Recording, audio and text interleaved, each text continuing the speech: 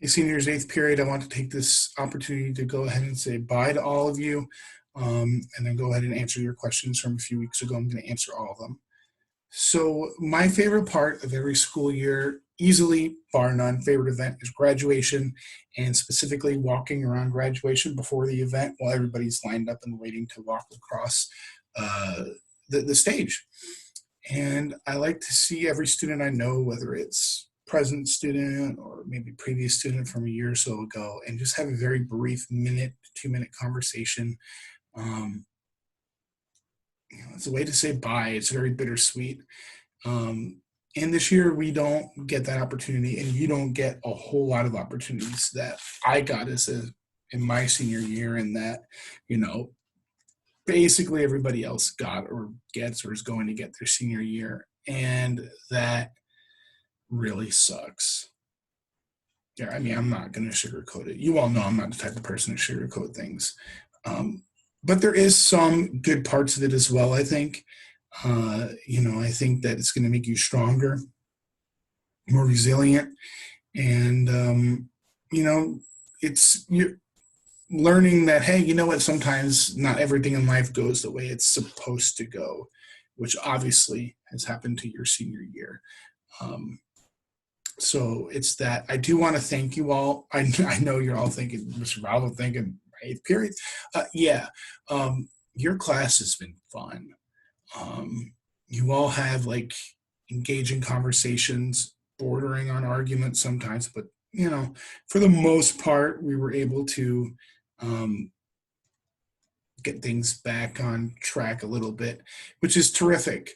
And it's been a fun class for me, and I hope it has been for you. And I have honestly learned a lot from your class, probably more than any other class this year, I would say. I think it's a fair statement to say. So I want to take this chance to thank you all. I've had a great year. I hope you have as well. I hope you take something out of um, my class or anything, all this stuff here, moving into the future. So with that said, I'm going to get into the questions. I'm going to start with the questions that are really about you and advice for you in the future, and then we're going to go into the more personal questions. I didn't get anything too personal in this class. My other class, yeah. But let's start with, we're going to start with two different things about college advice here. College workload. How do you balance college workload? It is hard.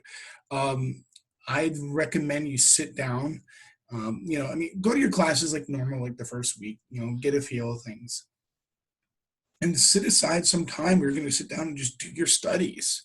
You really need to. If you don't study in college, it's going to be bad.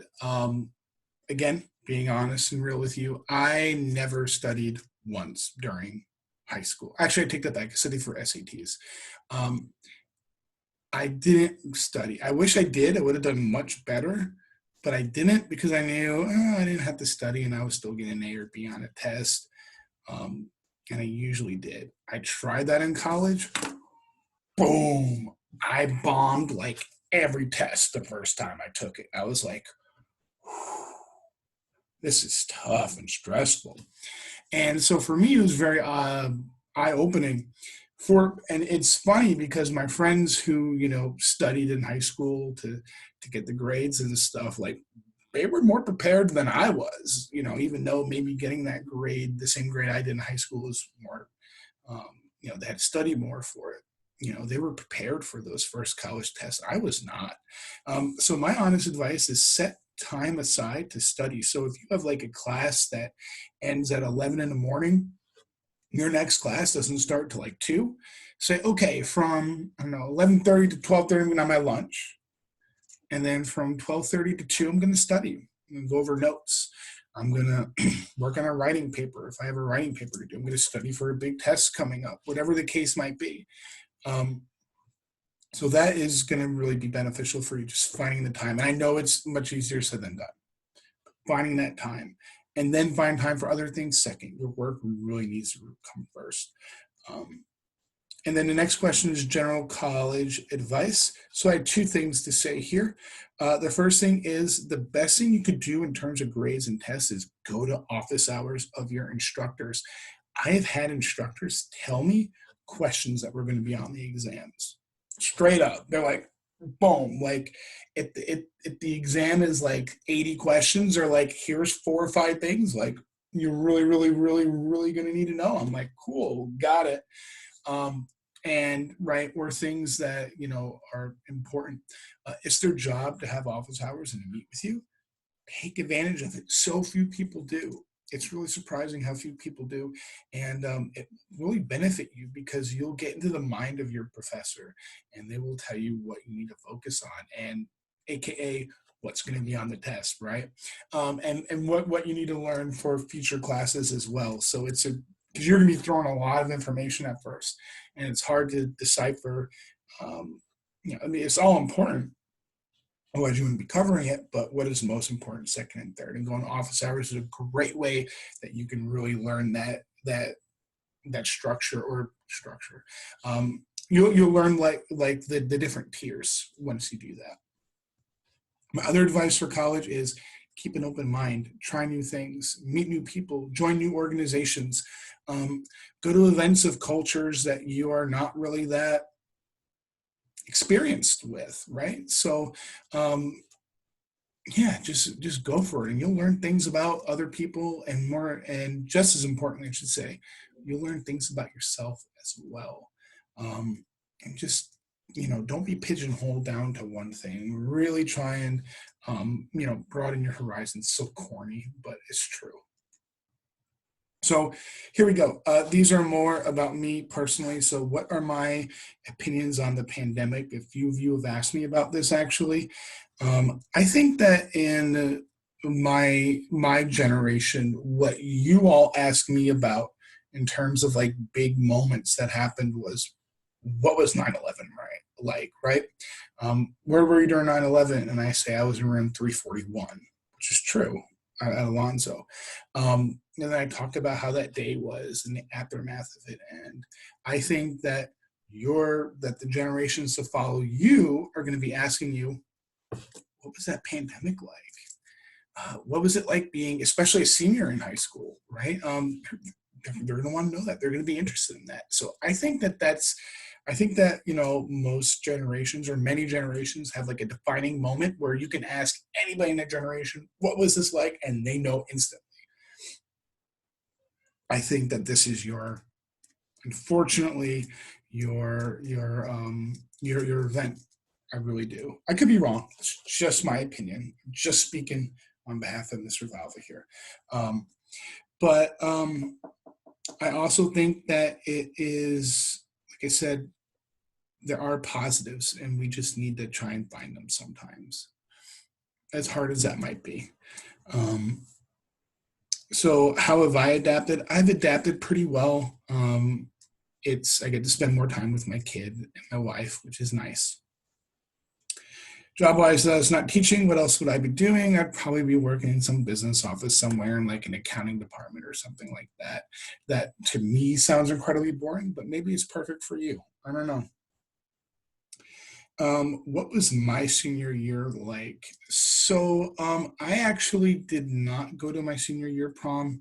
I did go my junior year. I didn't go my senior year because I had state tournaments for hockey the same day and night. So I wasn't able to go to my senior prom. So I can't tell you what that one was like. And other than that, it was a lot of fun. Unfortunately, I'm not going to lie to you all. But, it's 2 years from now, a year from now, all this is going to seem so distant. Even 7, 8 months from now,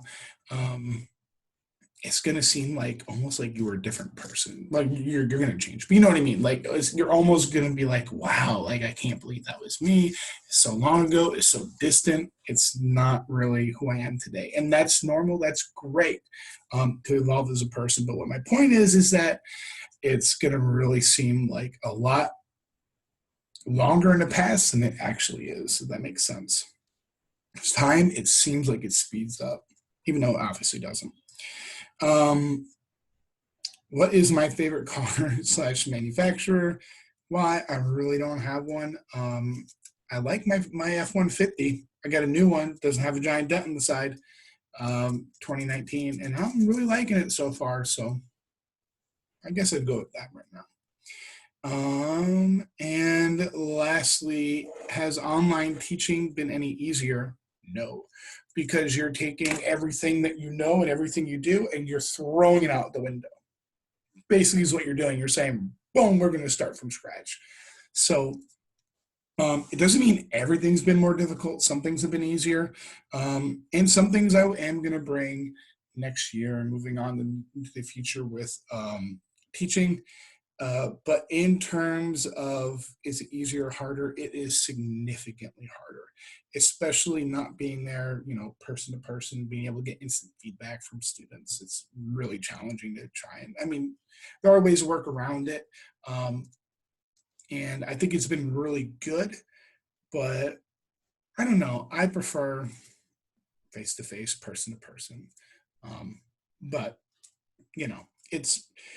we've made the best that we possibly can do, myself and my coworkers, and most importantly, the students. We've made the best of this situation, and I'm going to be bringing a lot of it into the future, to be real with you. So that's all I've got for your questions. Like I said one last time, as I'm droning on and on, I appreciate it. I love each and every one of you, and I hope to see you again sometime in the future. So with that said, take care, stay safe. Bye.